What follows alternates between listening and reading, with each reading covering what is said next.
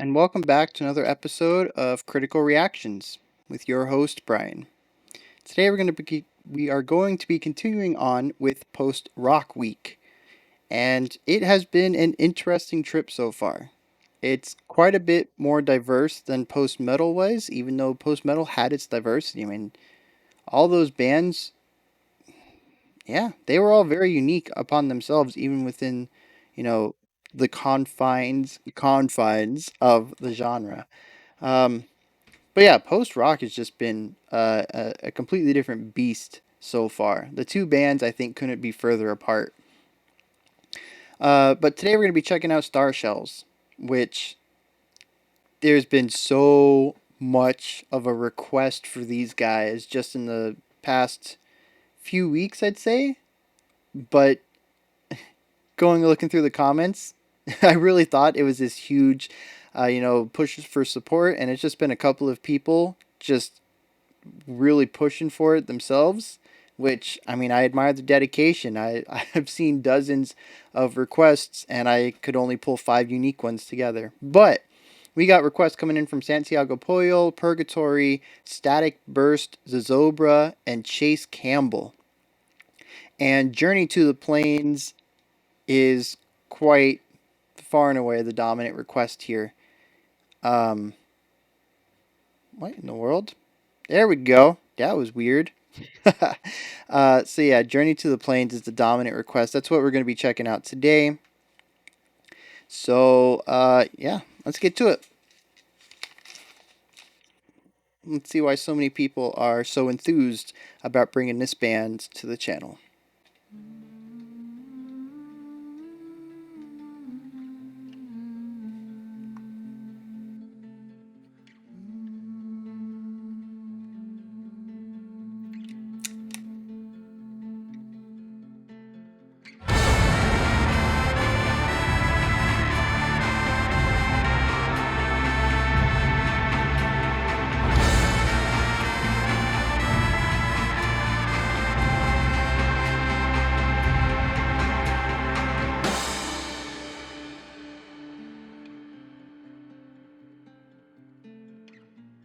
Well, let me just say, you got my attention right off the bat.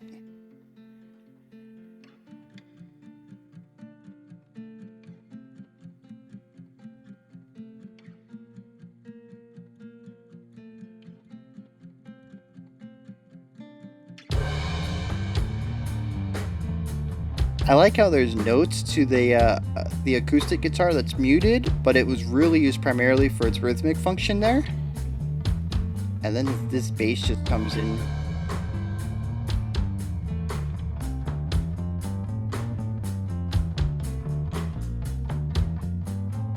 Really nice polyrhythm stuff going on here with the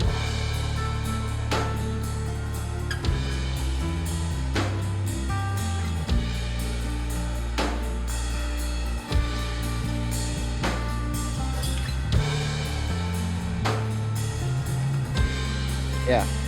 Yeah. I'm not sure right now if we're in 3 or 6 or 4, and I really like that ambiguity.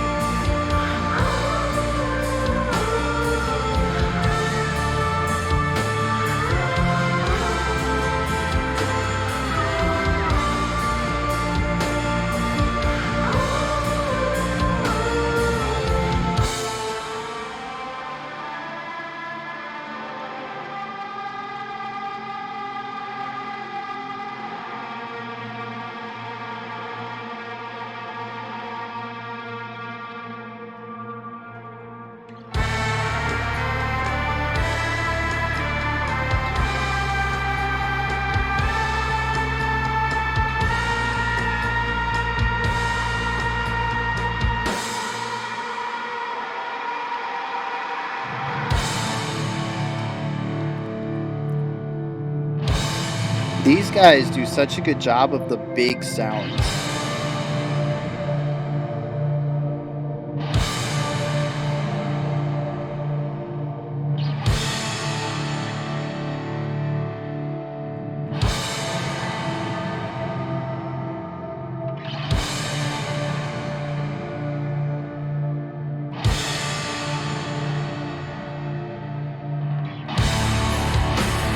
Yeah, perfect length. I really hope they moved on after doing the eighth note there.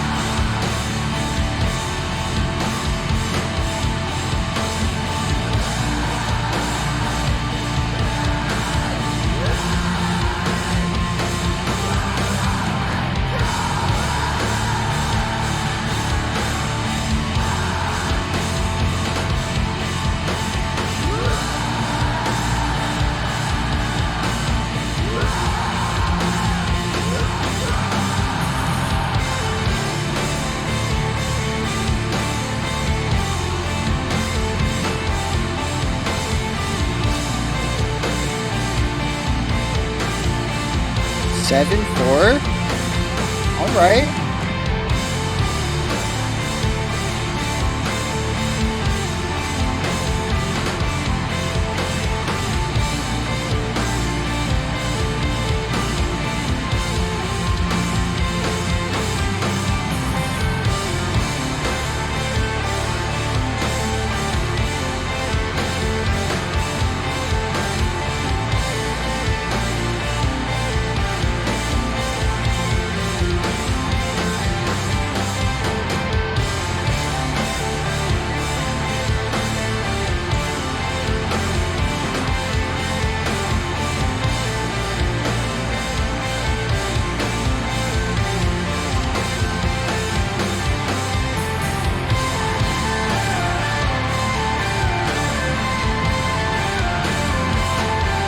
Yeah, we'll open that sound up just a little bit.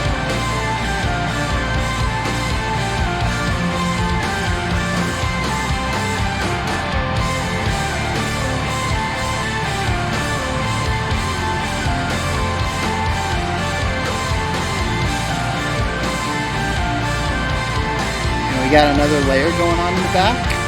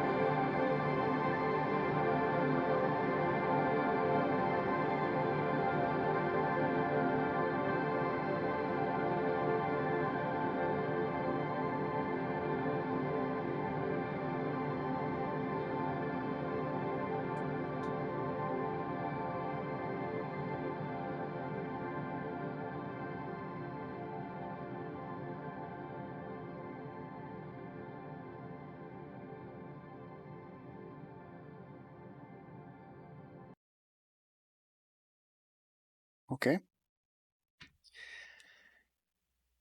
So I had a huge grin there at the end, and that was because of a little genius technique, wrong way, a little genius technique that they did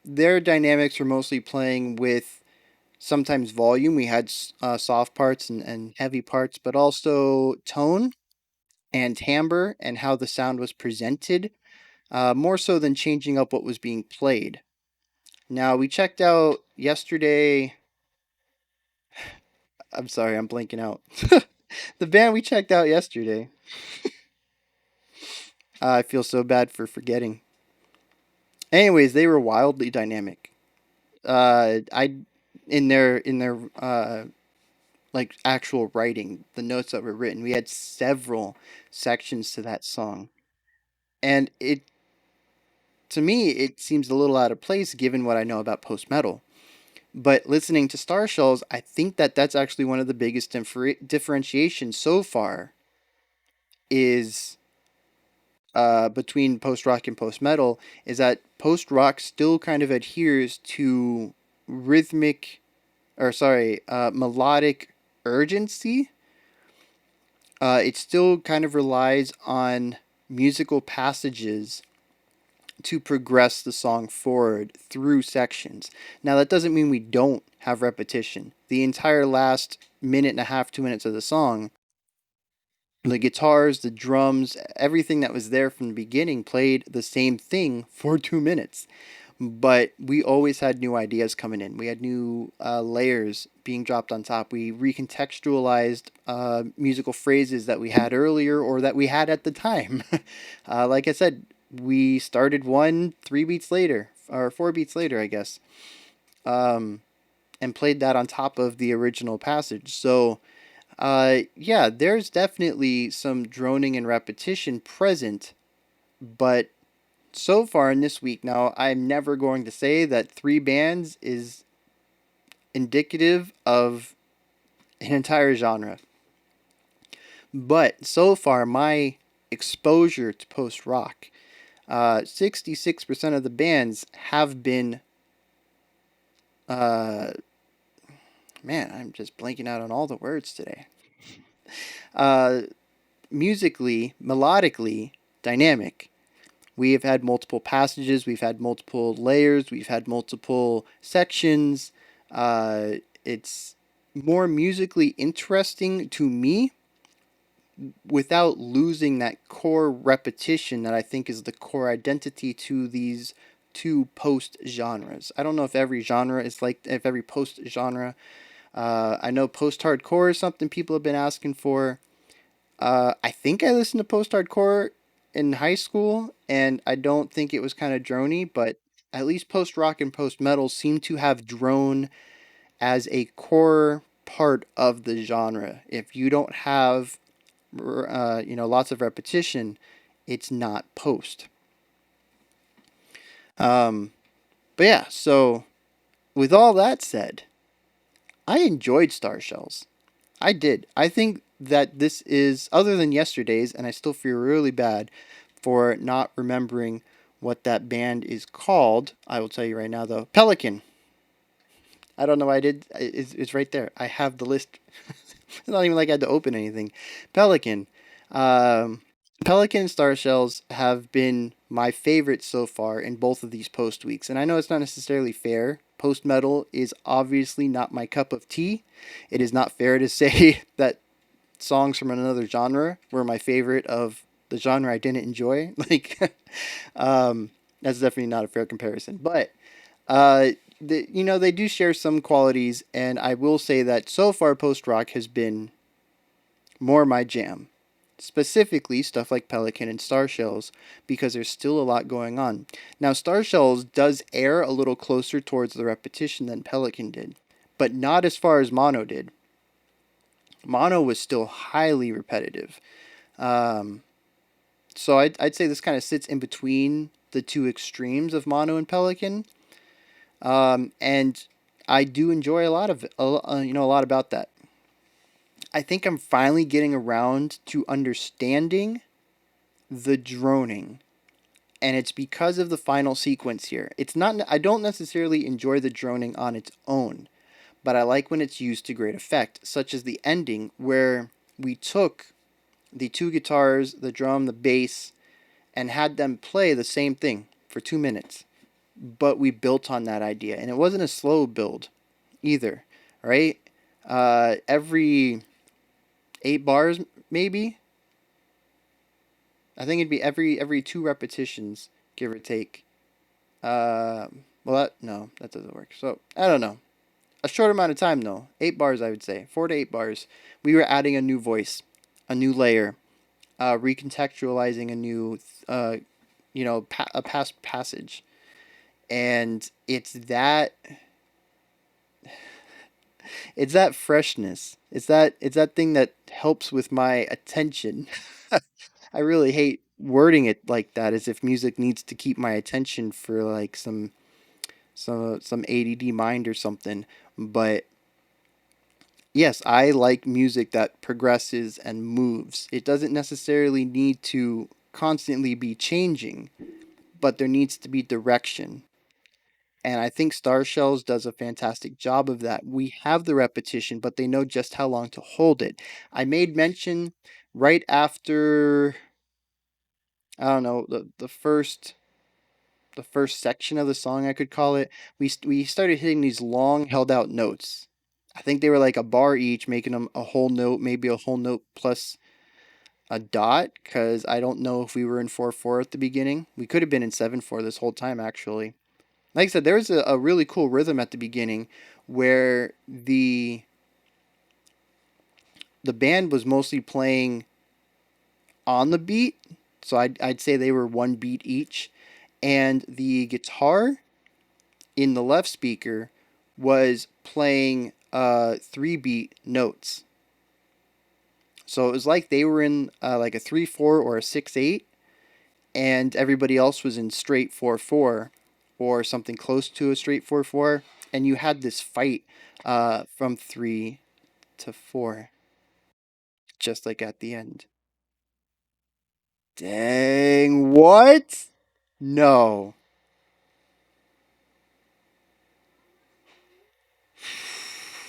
I gotta go listen to this song again. I'm about, I'm, g- I'm starting to tear up a little bit just thinking of how beautiful that connection is. Like, oh man, yeah. I don't even know how to talk now. I don't know if that was intentional. Like I said, I have to go back and listen to that beginning to hear what the time signature is, but we are listening to, like I said, the rest of the band is playing on the beat, or holding out 2 notes at a time, 2 beats at a time, like half notes if we were in 4/4. And then the guitar was playing 3 beats, almost like they were in a 3/4 or a 6/8 time. Um, and it gave this disjointedness. But yeah, if that was 3/4 versus 4/4, and then at the end we had the 2 pieces of the 7/4 phrase, the 3 beat phrase and the 4 beat phrase, and then they had the two guitarists basically cluttering that up by one playing the 3 while the other's playing the 4. I mean, that can't be a coincidence, right? There's I wonder just how often that theme pops up of 3 against 4, and how if I missed any of that in the middle.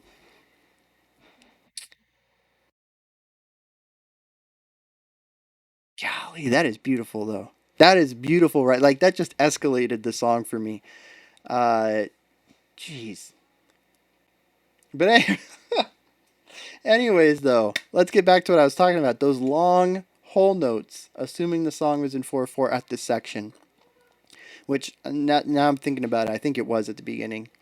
They're holding out boom, boom. They're holding out these big notes.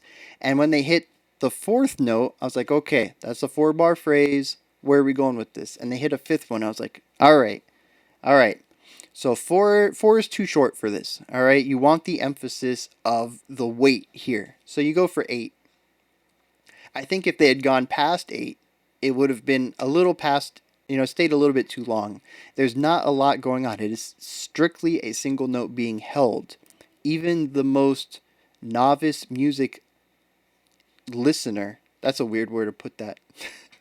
a novice music analyst, someone who doesn't actively engage with their music, I think even then they would know that going to doing this 12 times would be too much. It's overstayed its welcome. You know what's coming. It's not like anything's changing. It's not like there's multiple layers that you can kind of say, okay, I'm done listening to this guitar. What's this guitar doing? Um, or how are they working together? Like I think that's one of the best parts.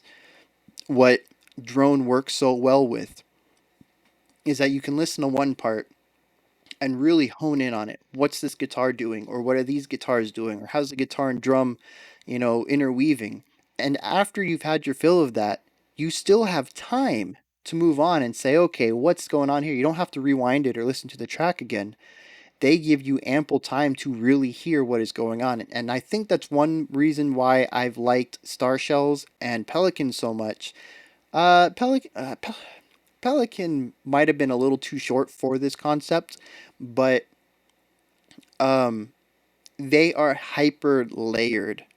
I think Mono had a lot of layers to it, right? I think so.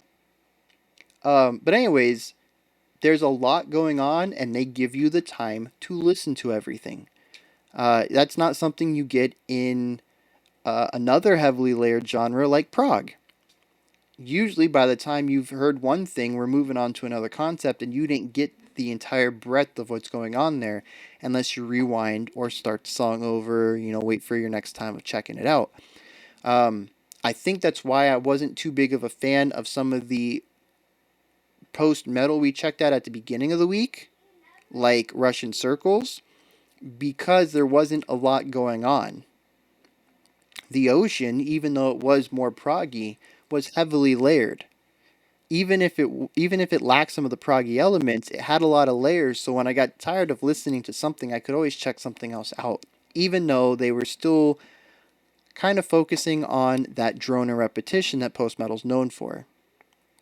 So yeah, that's actually a really huge breakthrough in why I like the few bands I have so far in these last couple of in this week and last week, and why other bands just haven't clicked with me.